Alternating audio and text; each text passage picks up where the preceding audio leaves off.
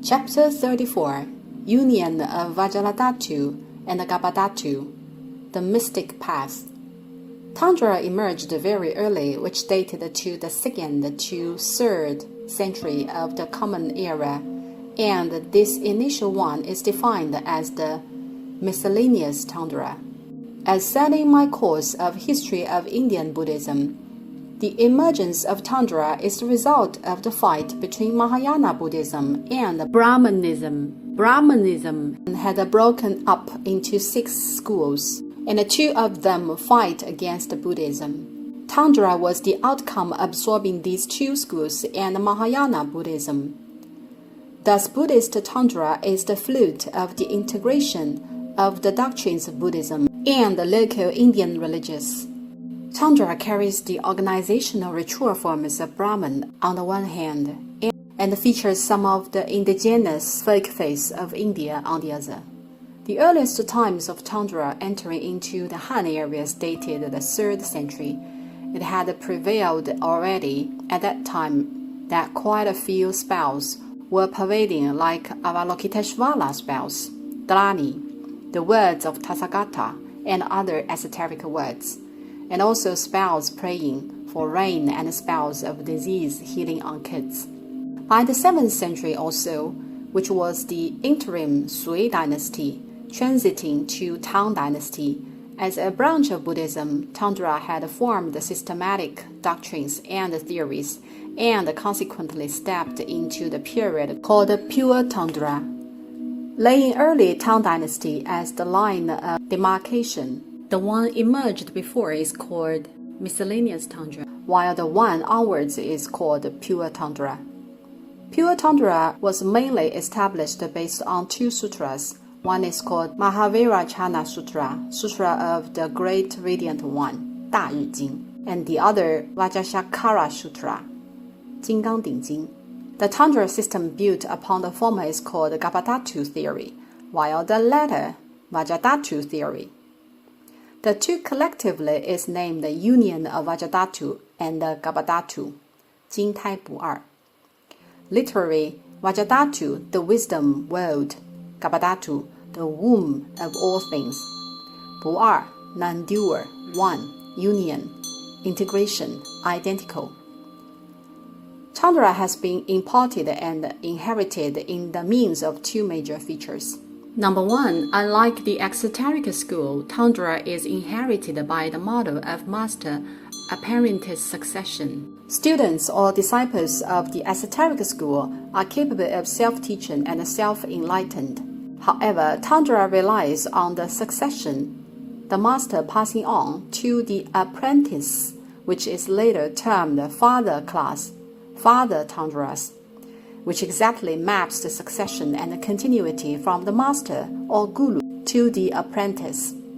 Number 2, to be identical with Satyadevata of the 3 mysteries, which is later termed the mother class, mother tundras.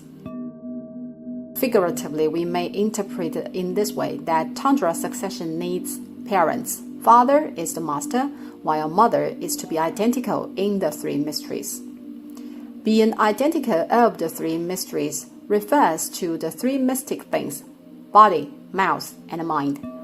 In Han Chinese Buddhism, the 3 karmas are to be managed, physics, verbal, and mental, while in Tantric Buddhism, the 3 mysteries are concentrated. Upon being identical and unified with Satyadevata, personal tantric deity in the 3 mysteries, one is capable of attaining the metaphysical state of perfect purity and absolute freedom. Is that understandable? By practicing Mahavajrayana Sutra and Vajrasankara Sutra, one can reach the goal of tundra. What is it then? Attainment of Buddhahood in the present body, which means attaining enlightenment in this life. In Han Chinese Buddhism, Buddhahood refers to nirvana, right?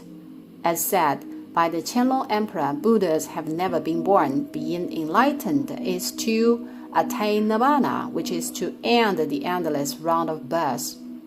However, Tundra lays the theory that one is capable of attaining Buddhahood in the present body in this life. All in all, the theory system of Tantra is quite intricate.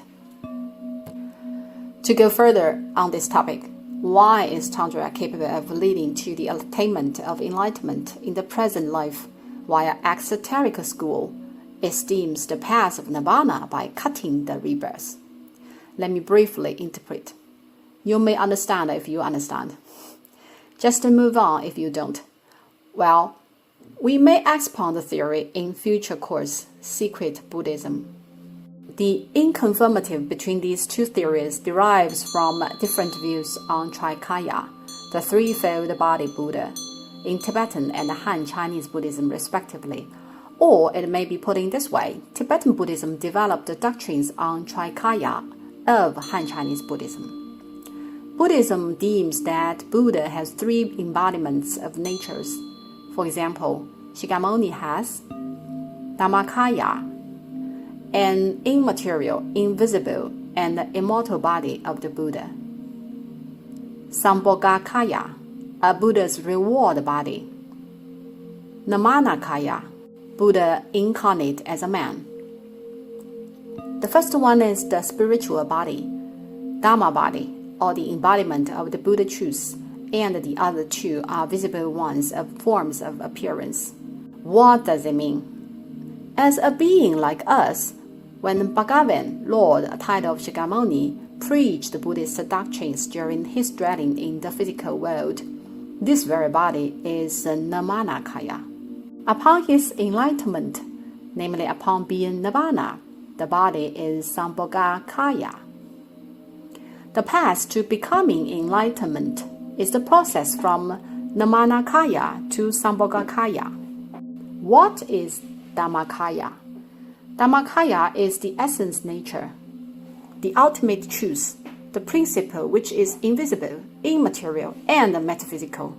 It is the Buddhahood itself. Sambhogakaya is the corresponding fruit of attaining enlightenment. Nirmanakaya is the causation of attaining enlightenment. The causality between causation and reward. Nirmanakaya is the causation and Sambhogakaya is the reward, both of which are visible and corporeal. The enlightenment of Shakyamuni is the shifting from Nirmanakaya to Sambhogakaya, namely from one appearance with form to another appearance with form. Again, both Nirmanakaya and Sambhogakaya are of formal appearance. I am not quite certain whether my dear readers can comprehend above a paragraph or not. Now that Shakyamuni manages to become Buddhahood in the way which implies that there is a secret path, hence we may shift from one form to another form like Shakyamuni. In other words, we ordinary people may follow this secret path and shift from Nirmanakaya of this Sahalokadhatu, the world of suffering, to Sambhogakaya of the other shore, which is Nirvana.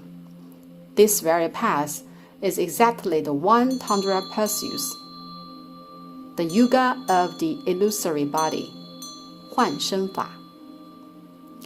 With regard to attaining Buddhahood, Tantra surpasses the exoteric school by corner overtaking.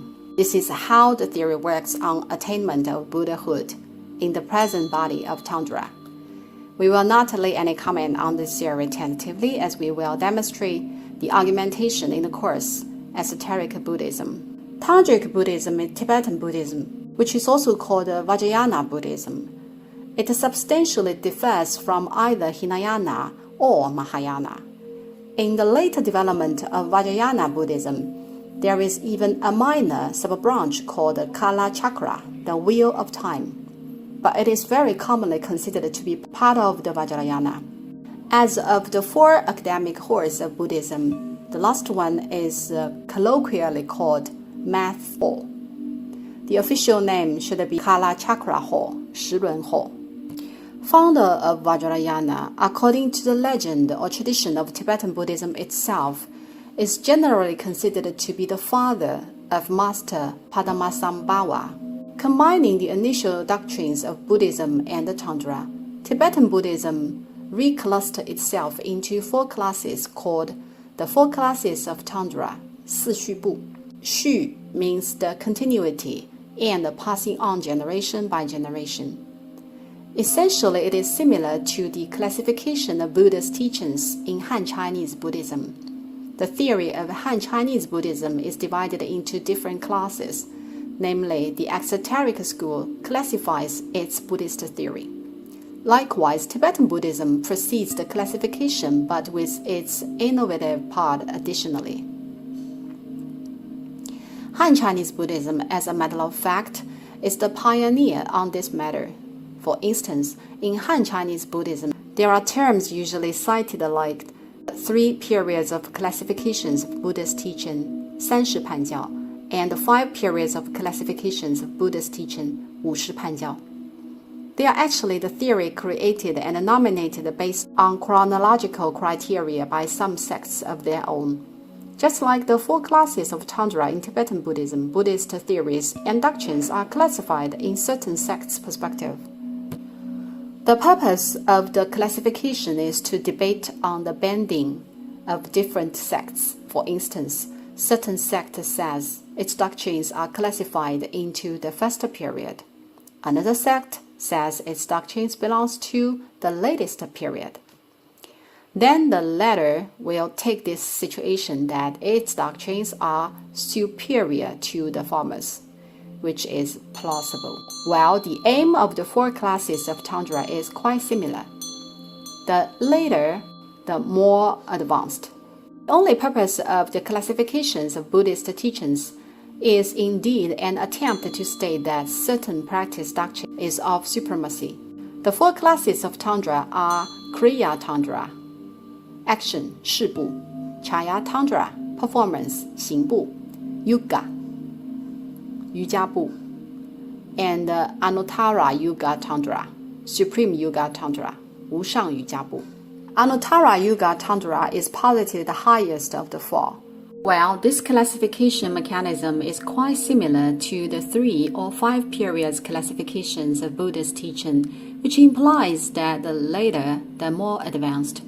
While of the Anuttara Yuga Tundra, the Galuga lays particular importance on the 3 major Satyadevatas that we mentioned in previous chapter, Vajrabhairava, Samvara, and Guhya Samaja. That's why the 3 statues are shrined in the esoteric hall of the Yonghe Palace, since they all belong to the Anuttara Yuga Tundra, though they would be segmented further.